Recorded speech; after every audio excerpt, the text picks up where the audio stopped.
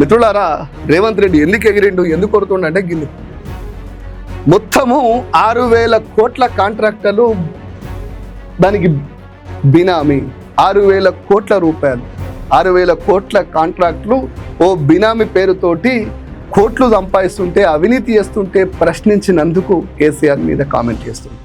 బామ్మర్ది కోట్ల రూపాయలు దోసుకుంటుంటే ఇదెక్కడి అన్యాయం అన్నందుకు బండ బూతులు తిడుతుండు రేవంత్ రెడ్డి. తెలంగాణ చెమట చుక్కల్ని ఢిల్లీకి, గుజరాత్కు కప్పం కడుతుంటే ఇదెక్కడ అన్యాయం అంటే కేసులు పెడుతుండు. అంతకు మించి రేవంత్ రెడ్డి ఏం లేదు. రేవంత్ రెడ్డి అనే ద్రోహికి పగ్గాలు అప్పచెప్పినాక ఇవాళ రైతాంగం ఆగమవుతుంది.